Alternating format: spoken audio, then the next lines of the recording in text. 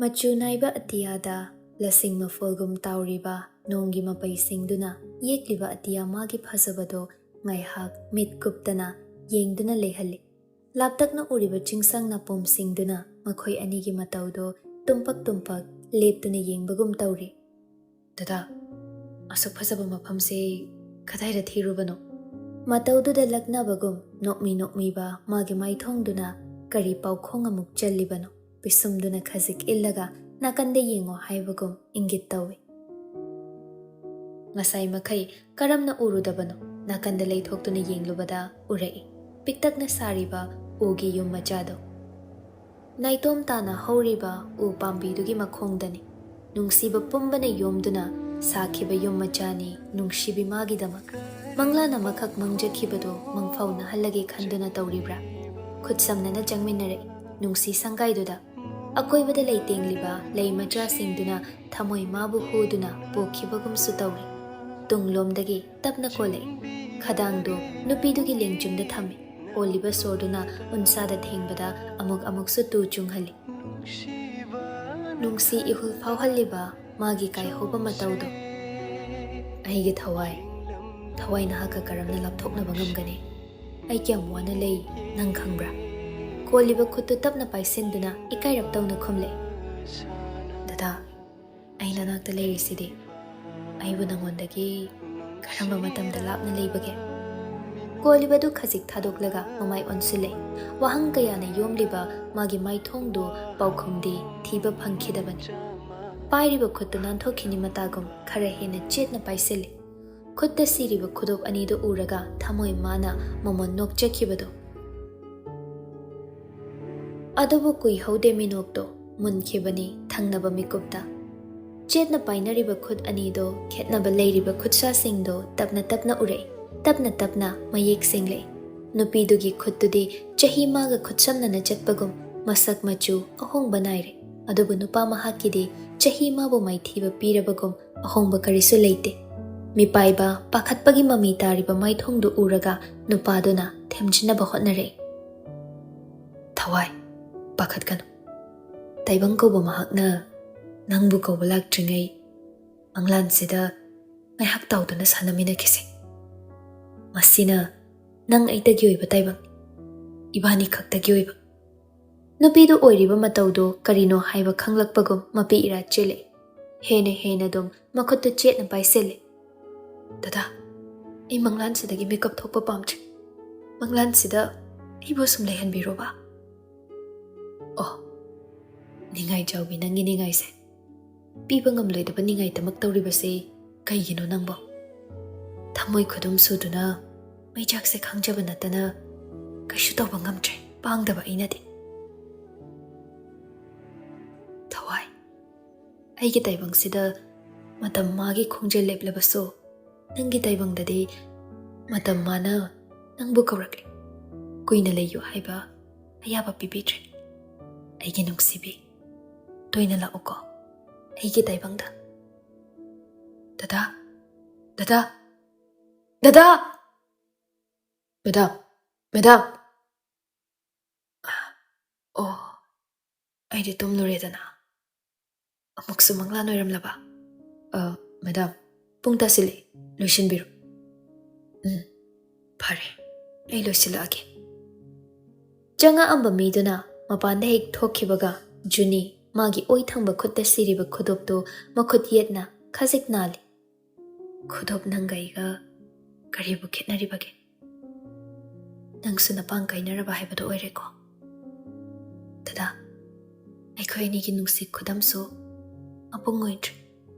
Nahakna mangkhibada masu mafam khangda mangkre. Tattana otlariba, tattana kaihoriba manglan mahak suphat mande. Mikup khara tamag nungaiba manglan da tawhallamlaga thangnaba mikuptana maisa chama na mabu oknaba ngairi. Dada, kayam koina sumna manglan da laktuna ibulakna khigani.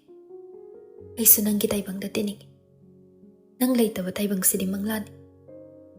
Dada, manglan sina taibang oiram laba.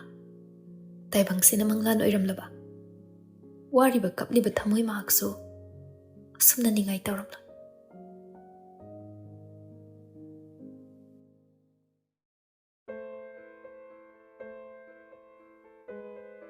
ꯀꯣꯔꯧꯍꯟꯕ ꯃꯍꯥꯛꯀꯤ ꯄꯥꯟꯗꯝ ꯐꯪꯕ ꯉꯝꯗ꯭ꯔꯦ ꯍꯥꯏꯗꯨꯅ ꯁꯥꯎꯅꯤꯡꯕꯕꯨ ꯄꯣꯛꯂꯝꯒꯗ꯭ꯔꯥ? ꯆꯥꯎꯔꯕ ꯊꯣꯡꯅꯥꯎꯗꯣ ꯈꯜꯂꯤꯕ ꯄꯔꯗꯥꯔꯗꯨꯅ ꯑꯌꯨꯛꯀꯤ ꯅꯨꯃꯤꯠ ꯃꯥꯒꯤ ꯃꯁꯦꯛ ꯃꯉꯥꯜ ꯂꯤꯠꯁꯤꯟꯍꯟꯕ ꯉꯝꯍꯟꯗꯦ. ꯅꯨꯃꯤꯠꯇꯣ ꯂꯤꯌꯥ ꯌꯥꯍꯧ ꯈꯔ ꯊꯦꯡꯂꯞ ꯍꯧꯒꯠꯂꯤ. ꯃꯥꯒꯤ ꯃꯦꯅꯦꯖꯔꯗꯨꯁꯨ ꯂꯤꯌꯥ ꯑꯍꯤꯡ ꯊꯦꯡꯅ ꯇꯨꯝꯂꯝꯒꯅꯤ ꯍꯥꯏꯗꯨꯅ ꯍꯧꯗꯣꯛꯇꯕꯅꯤ. ꯀꯧꯔꯛꯄꯗꯨꯁꯨ ꯑꯀꯛꯅꯕ ꯄꯨꯡ ꯍꯥꯏꯔꯛꯇꯕꯅ ꯈꯔ ꯊꯦꯡꯂꯞ ꯆꯠꯂꯁꯨ ꯌꯥꯏ ꯈꯜꯂ ꯃꯥꯜꯂꯤ. ꯉꯁꯤ ꯑꯌꯨꯛ ꯁ꯭ꯀꯦꯟꯗꯜꯗꯨꯒꯤ ꯃꯇꯥꯡꯗ ꯁꯦꯡꯗꯣꯛꯄꯒꯤ ꯑꯣꯐꯤꯁꯤꯌꯦꯜ ꯁ꯭ꯇꯦꯠꯃꯦꯟ ꯊꯣꯛꯄꯗꯣ ꯉꯥꯏꯍꯥꯛ ꯄꯥꯔꯝꯕꯅꯤ ꯃꯥꯁꯨ ꯂꯤꯌꯥ ꯉꯥꯏꯕ ꯑꯣꯏꯅ. ꯉꯥꯏꯍꯥꯛ ꯂꯩꯔꯒ ꯂꯤꯌꯥꯗꯣ ꯁ꯭ꯇꯤꯌꯔꯗꯒꯤ ꯀꯨꯝꯂꯛꯏ. ꯊꯥꯡꯂꯤꯕ ꯈꯣꯡꯊꯥꯡ ꯈꯨꯗꯤꯡꯗ ꯏꯄꯣꯝ ꯅꯥꯏꯍꯜꯂꯤꯕ ꯃꯥꯒꯤ ꯅꯤꯡꯊꯤꯔꯕꯤ ꯁꯝꯂꯥꯡꯗꯣ. ꯏꯆꯝ ꯆꯝꯕ ꯇꯤ ꯁꯔꯠ ꯑꯃ ꯂꯤꯠꯂꯤ. ꯏꯆꯝ ꯆꯝꯕ ꯖꯤꯟꯁ ꯑꯃ ꯁꯦꯠꯂꯤ. ꯏꯆꯝ ꯆꯝꯕ ꯐꯤꯖꯣꯜꯗꯣ ꯂꯤꯌꯥꯅ ꯁꯦꯠꯄꯗꯗꯤ ꯏꯆꯝ ꯆꯝꯕ ꯍꯦꯛꯇ ꯃꯥꯟꯗꯦ. ꯀꯔꯤ ꯃꯒꯨꯟꯅꯣ? ꯏꯆꯝ ꯆꯝꯕ ꯄꯣꯠꯁꯛ ꯐꯥꯎꯕ ꯃꯥꯒꯕꯨ ꯍꯛꯊꯦꯡꯅꯔꯨꯔꯗꯤ ꯍꯦꯛꯇ ꯃꯒꯨꯟ ꯍꯦꯟꯒꯠꯄꯒꯨꯝ ꯇꯧꯔꯤꯕ. ꯆꯠꯂꯁꯤꯔꯥ? ꯌꯥꯔꯗ꯭ꯔꯣ?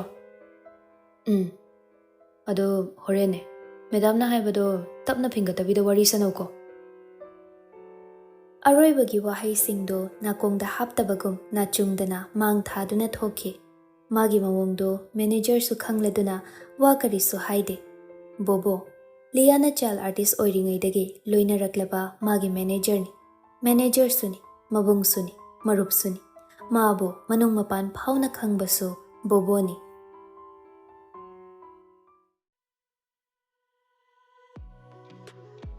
ꯒꯥꯔꯤꯗꯣ ꯕꯤꯜꯗꯤꯡ ꯑꯆꯧꯕ ꯑꯃꯒꯤ ꯃꯃꯥꯡꯗ ꯈꯥꯝꯃꯤ. ꯆꯥꯎꯅ ꯊꯥꯔꯤ ꯕꯤꯜꯗꯤꯡꯗꯨꯒꯤ ꯃꯊꯛꯇ ꯌꯥꯏ ꯑꯦꯟꯇꯔꯇꯦꯟꯃꯦꯟ. ꯕꯦꯒꯇꯒꯤ ꯗꯣꯜꯆꯤ ꯑꯦꯟ ꯒꯕꯥꯅꯥꯒꯤ ꯑꯄꯥꯛꯄ ꯁꯟꯒ꯭ꯂꯥꯁꯇꯨ ꯂꯧꯊꯣꯛꯂꯒ ꯎꯞꯁꯤꯜꯂꯤ. ꯒꯥꯔꯤꯗꯒꯤ ꯀꯨꯝꯊꯔꯛꯏ. ꯃꯥꯂꯦꯝ ꯄ꯭ꯔꯤꯊꯤꯁꯤ ꯃꯥꯒꯤ ꯃꯈꯥꯗ ꯄꯨꯂꯞ ꯂꯩꯔꯕꯒꯨꯝ ꯀꯅꯥꯁꯨ ꯅꯥꯆꯨꯡꯗꯅ ꯍꯥꯏꯅ ꯍꯨꯝꯅ ꯕꯤꯜꯗꯤꯡꯗꯨꯗ ꯆꯪꯂꯛꯏ. ꯂꯩꯔꯤꯕ ꯑꯦꯝꯄ꯭ꯂꯣꯌꯤ ꯃꯌꯥꯝꯗꯣ ꯃꯥꯕꯨ ꯎꯕꯗ ꯆꯤꯕꯣꯟ ꯆꯤꯕꯣꯟ ꯉꯥꯡꯅꯩ. ꯃꯁꯤꯗꯤ ꯇꯣꯞ ꯐ꯭ꯂꯣꯔ ꯑꯗꯣꯝꯗ ꯀꯥꯈꯠꯂꯨꯔꯅꯨꯀꯣ. ꯏ, ꯀꯩꯒꯤ? ꯇꯨ ꯎꯔꯦꯗꯅ ꯑꯃ ꯆꯪꯉꯛꯏꯁꯦ.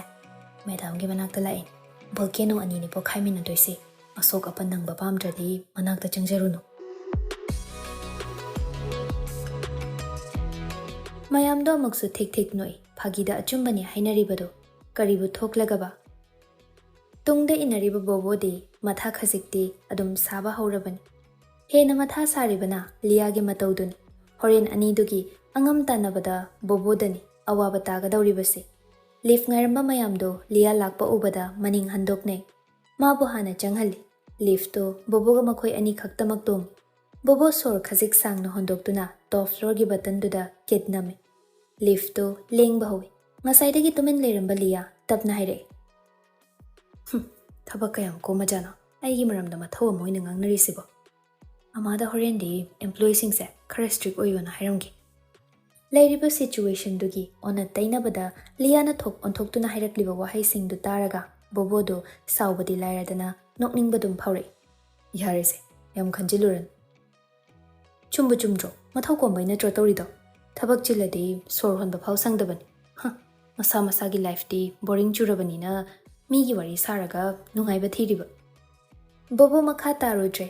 ꯃꯥꯒꯤ ꯀꯣꯛꯇ ꯃꯁꯤꯗꯒꯤ ꯍꯦꯟꯕ ꯀꯌꯥꯅꯤ ꯍꯥꯞꯂꯤꯕꯁꯦ. ꯂꯤꯌꯥꯒ ꯑꯃꯨꯛ ꯃꯔꯩ ꯇꯧꯅꯕꯒꯤ ꯃꯇꯝ ꯑꯃꯨꯛ ꯃꯍꯥꯛ ꯈꯥꯏꯗꯣꯛꯅꯤꯡꯗ꯭ꯔꯦ. ꯇꯣꯞ ꯐ꯭ꯂꯣꯔꯗꯨ ꯌꯧꯔꯗꯨꯅ ꯂꯤꯐꯀꯤ ꯊꯣꯡꯗꯣ ꯍꯥꯡꯇꯣꯔꯛꯏ. ꯆꯪꯐꯝ ꯃꯅꯥꯛꯇ ꯁꯦꯀ꯭ꯔꯦꯇ꯭ꯔꯤꯒꯤ ꯑꯣꯐꯤꯁ ꯂꯩꯍꯧꯕꯗꯨ ꯂꯥꯟꯊꯣꯛꯇꯨꯅ ꯂꯥꯛꯏ. ꯆꯥꯎꯔꯕ ꯊꯣꯡꯗꯨꯗ ꯃꯤ ꯂꯥꯛꯂꯦ ꯇꯥꯛꯅꯕ ꯕꯣꯕꯣ ꯃꯈꯨꯠꯇꯨꯅ ꯊꯤꯟꯒꯦ ꯇꯧꯕꯗꯨ ꯅꯪꯍꯧꯗꯦ. ꯂꯤꯌꯥ ꯊꯣꯡꯗꯣ ꯈꯪꯏꯟ ꯏꯟꯊꯣꯛꯂꯒ ꯃꯅꯨꯡꯗ ꯒꯝ ꯒꯝ ꯆꯪꯂꯛꯏ. ꯋꯥ ꯀꯔꯤꯁꯨ ꯍꯥꯏꯗꯅ ꯑꯣꯐꯤꯁ ꯃꯅꯨꯡꯗ ꯊꯥꯔꯤꯕ ꯁꯣꯐꯥꯗꯨꯗ ꯃꯈꯣꯡ ꯀꯥꯔꯟ ꯆꯟꯗꯨꯅ ꯐꯝꯊꯈꯤ. ꯕꯣꯕꯣꯁꯨ ꯄ꯭ꯔꯞ ꯄ꯭ꯔꯞ ꯏꯟꯅꯔꯛꯇꯨꯅ ꯂꯤꯌꯥꯅ ꯐꯝꯂꯤꯕꯗꯨꯒꯤ ꯇꯨꯡ ꯑꯣꯏꯔꯞꯅ ꯂꯦꯞꯂꯒ ꯍꯥꯏꯔꯛꯏ. ꯃꯦꯗꯥꯝ, ꯑꯩꯈꯣꯏ ꯌꯧꯖꯔꯦ. ꯉꯁꯥꯏꯗꯒꯤ ꯐꯥꯏꯜ ꯈꯔ ꯌꯦꯡꯗꯨꯅ ꯂꯩꯔꯝꯕꯗꯣ ꯆꯞ ꯂꯦꯞꯄꯤ. ꯆꯥꯎꯔꯕ ꯁꯦꯃꯤ ꯁꯔꯀꯜ ꯇꯦꯕꯜꯗꯨꯒꯤ ꯃꯌꯥꯏꯗ ꯊꯥꯔꯤꯕ ꯂꯦꯗꯔꯒꯤ ꯁ꯭ꯋꯤꯚꯦꯜ ꯆꯤꯌꯔꯗꯨꯗ ꯐꯝꯂꯤꯕꯗꯣ ꯃꯃꯥꯏ ꯈꯖꯤꯛ ꯅꯣꯡꯈꯠꯂꯛꯏ. ꯃꯤꯠꯌꯦꯡ ꯑꯃꯅ ꯃꯔꯣꯜ ꯂꯤꯁꯤꯡ ꯂꯣꯟꯕꯅꯤ. ꯆꯍꯤ ꯃꯥꯅ ꯃꯥꯏꯊꯣꯡꯒꯤ ꯐꯖꯕ ꯃꯥꯕꯨ ꯈꯔ ꯍꯨꯔꯥꯟꯈ꯭ꯔꯕꯁꯨ ꯇꯣꯞ ꯇꯣꯞꯄ ꯃꯥꯒꯤ ꯃꯒꯨꯟ ꯑꯃꯗꯤ ꯑꯗꯨꯃꯛ ꯌꯥꯎꯔꯤ. ꯃꯒꯨꯟꯅ ꯌꯣꯝꯂꯤꯕꯤ ꯃꯍꯥꯛꯇꯣ ꯖꯨꯅꯤ. ꯌꯥꯏ ꯑꯦꯟꯇꯔꯇꯦꯟꯃꯦꯟꯒꯤ ꯃꯄꯨ ꯖꯨꯅꯤ. ꯌꯥꯏ ꯑꯦꯟꯇꯔꯇꯦꯟꯃꯦꯟꯒꯤ CEO ꯖꯨꯅꯤ. ꯇꯞꯅ ꯍꯧꯒꯠꯂꯛꯇꯨꯅ ꯂꯤꯌꯥꯒꯤ ꯃꯅꯥꯛꯇ ꯆꯪꯁꯤꯜꯂꯛꯏ. Upliba apakpa sunglass to Junina Liagi mamittagi fatlau thoklaga table duda thame. Opposite oina phame makhong karan chanduna mahakso. Wa machet amatang ngangde. Kado check mo cloude. Bobo di kana chungliba mihuldu oina makhol taramgadra haina makhutto thabakta thamladuna mihuldo fathanaba hotnaje. Anidugi mayaida sak udaba masek mangal amat thoklaga kanna lanthengnaba male. Bobo kirup tawraduna wa haudore. Madam, numitto aisi yumda leirubani. Lia so magi break manung oibaduda kashu thoidokpa thabak yam leitabaduda madam aina lanbani. Lia wafamduda boboda onsinduna marak fathatli. Kaidobai dabu bona landoino. Moina mathau leitadana migi matung koin inarini. Junina handamukti tab okladuna khumai. Madu moigi mathau ne. Nangna Jackson watpagini. Nangi break manungda thokpa scandal nina khudingmak nangi naralni. Ama, aiba yumda sor phungatlaga dum layu hariro. Numitto ice cream chaning manbagi laiba thoglubani. Ice cream macha bagi so daba bongai na khidro aibo. Imanabado thengnabaduda aisu sum nga kwari sarubani. Masida aigi ralse kadaino. Juni makhata na magsungang lei. Nasagi naral hozik phawba nasana yajaba ngamdre. Nang Lia nini. Lia oirubagi nangi naral. Numittuda nang mi atopa kanamta yawbasu nate. Nupa dusu national hockey player. Wari yama dum thokpa tabani. Masigi lifestyle se nang nasana choose tawzakhibani. Masidagi fangliba nangi mingchat nangna harau okpagum masidagi fanglakpa awaba kaya seso nangna mayoknaba tabani. Lia tumin lei handuna khumlakte Juni so asawbadu khara fatharaga yar masida YAICHEM tawnaragumsi scandal se namthanaba kari tawsige haibado khanasi. Lia chinbal khasik chinkhalap tawna nokladuna khanaba matang yaramgadaba mante isana dum khanbiba loraba natro kaino tarage haibiro. Juni sor khasik sangna hondoktuna nakanda leiriba laptop to Lia da onsinduna utli. Movie ki proposal amalai. Thai actor ki ga kuminagadabani. Ki nauna fawgalakpa actor. Mamang chahidaso Rookie Award mana phangkhibani. Netflix ta thagatnaba movie ni. Budget yam chaw. Thai actor plus Netflix. Masigi pausina nangi scandal do. Soiduna num thabangamgani. Nang film se tawragani haiba numit nini humni sigi manungda official statement ama thokhalasi. Madugi promotion so adum mathang tawba hoba yare. Lia sarangnana laptop to khangin intoi. Numit nini humni. Ama 3 months tha ahum. Chahi khudingi aigi break matamni. Tha ani khakta ngairi tha ama watli. Ai thabaka mari leinaba kemta tawba ngamoi. Juni sumara yetli. Oiriba phibam sida kemta tawdabi sum leirase haibro. Masi nattaba topa upai leirabadi hairauni. Ai tagini. Lia khumpham khangde masadu khoirang khoisaunabana tawfam khangde. Bobo, magi schedule da hapchilo. Yam thuna official announcement tawrani. Hoi madam. Bobo iPad to puthoktuna isinge tawbani. Da bobo, ai ngamoi. Hek isinbada aina kaidogyeong. Bobo namge tawramba makhutto amuk chap lepe. Bobo, isil. Soidana tawgadawraba project ni. Lia mamai mamittung aksangang khatli sauningba thawai nungaitaba tawfam khangdaba loina makpullare. Fuk hagatke kaiso hairamdana kaadudagi thoke. Kaadudagi hek thoklakpaga nakanda decoration gi oina khinduna leiriba ghamla machado urai. Oi thangba khutna lamlaga ghamla do makhada pop thadaraga thugai. Ichai chaire floor do mara leizadaba ghamla do de hek tainare do. Hanna yenglamda Lia mafamdudagi thoke. Mapanda ahoba makhola mata khibado Juni sutai. Mamit uishinduna sor sangna hontoi. Sofa doda tapna sithaduna ngatharap tawna fami. Ikan kanadana thongdo muk hangtore. Magi secretary na hana pau haidana direct thong hangdoktuna changlakpa ngambasi maga naknaba mi khaktamak oigani haiba Juni khangi. Uisilamba mamitto amuk tapna pangthore. Junior la ambro mapandai chai horise. Kayam launa kre. Andaki scandal dugira. Juni Nikita ubada manakta oina changsinduna fami. Mana natana sumaina office mathak makha onba kanana ngamgani. Majingdi masidani junior harise chap het mane nangna thaina tawrapa mayam duga Solution di kaida takre. Kari haina krageba. Juni nakanda lairiba laptop to Nikita da su utleduna haire. Tu. Sigi project se taunaba thuna official announcement ama thoktuna scandal se nemthana ba tawrasi na haikibani. Maduda magi tha ahomgi break loidri. Tawbanga moi sinidana. Ai su magi break manung se karimta haidabani. Mana tawningba tawbada aina thingba pidabani. Khagembaga tawgadaba project tu phau magi break se loiraga tawsha haidana ai su thamliduni. Adubo handaki sidi tawriba irang sina upai leitri. Nikita laptop ta thokliba mayam du yengna. Sidi yam phaba project nine. Scandal se khaki wafam natana magi thai fans su masing soidana hengalakani. Madumakni ai su khalibase. Film du su ai khoirom da oina ayamba namgani hai. Khuding maksi aina kupna nainaraga magi di yam phaba opportunity ni haina ai su warip se lobani. Adubo tawrisini. Prang sauduna chatkre. Nikita wari du da khasik noklaga makhatare. Punsi se. Nangina naktala aga khare entertaining oi. Wari mayam se. Betty su Vancouver da settle tawraga dum laikredana. Chris ka makhoyani yam nungai kramal. Yum da bu pak thoklak tremadi. Hoine. Kuirene Betty so. Chahi nipal mapan gi mamang da diya gi matang da unakhebade unadri. Nungai re. Noi di loi nungai re. Aigi punsi sinane doctor amade hek yum pansiluri. Hojikti hospital amasu chawna lingkhale. Masidai hendoktana seminar yauribani, conference yauribani haidana masaka uba phangde. Ichanupi ama lei haidana tawrisi sune. Minadi mamaga machanupi gadi mari yam naknai hai. Aikhoi gidine mapagi macha oikre. Mapagi matung indana doctor tam, doctor oire. Adai ichanupa sak phajaba ma phangjariana haraujabasi so karom daino film da art ngau khidana nangina naktana hena buleirene. Sil ngaktana suya deko punsi se.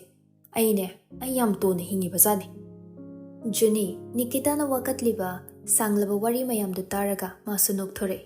Kaino ne anniversary khuding dadi kai no gift kayam pidana koiba gayam chatana photo gayam thagatai ne nangbo. Ha. As no makhak nungsiba utpana ya ponte da. Aina dine ichanupi da thabak sing du loina sinaro na haibani. Adobo punsi da doctor haiba mingtho se phanglaba dine. Punsi chukpa mingtho se sagonaraga leigadabani hai. Once a doctor, always a doctor kind. Imai pe ma aina nongma saurakpadane Dr. Yaishnaga loin chaidoin. Doctor de maming de kai de ne loin chaidoin ba ma. Juni handamokso makhol thokna nokle. Nangne hengang thorak pasimai be ma. Hoise phare se. Wari si sune panglam lam sile tori se. Kai janinge juice ke nom kausira. Yarni da ising oin thake.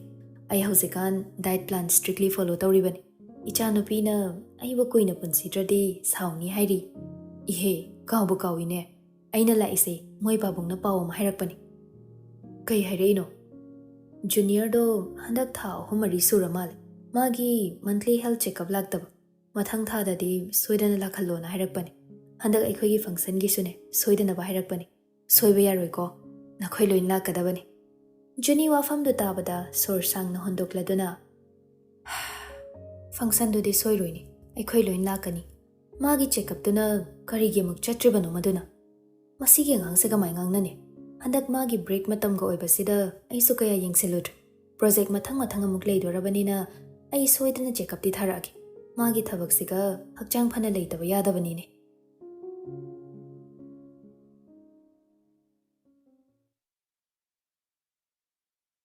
Ama aigina ima sakpi ima haina di yamna kauzaningbani. Adubu magi su macha ama lei haibanina migi mapot munba oina thokladra khanduna aina mabu ama haina oina kauzakibani.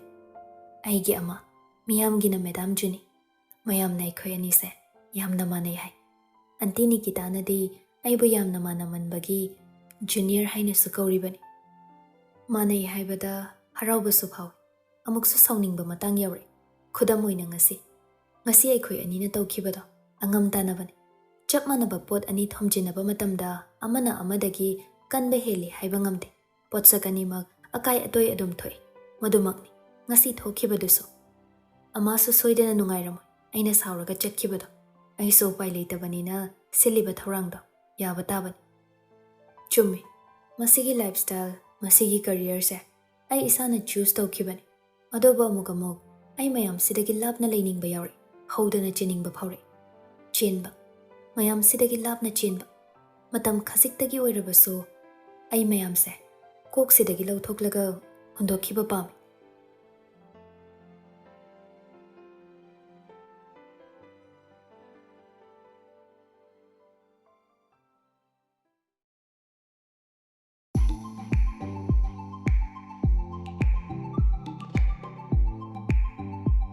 Coco Lounge and Bar. VIP na ayamba lakpa mafamni. What happens in Coco stays in Coco.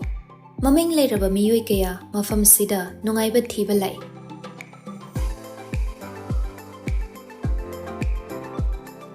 VIP ngakta oibana security system su yamna checksili.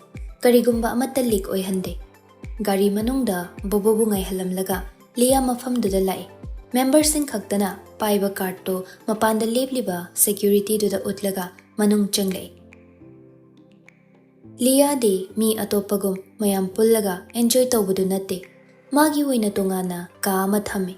Maduda mahak khakta famlaga magi oiba taibang amada tauduna leizabaduni magi nungaiba.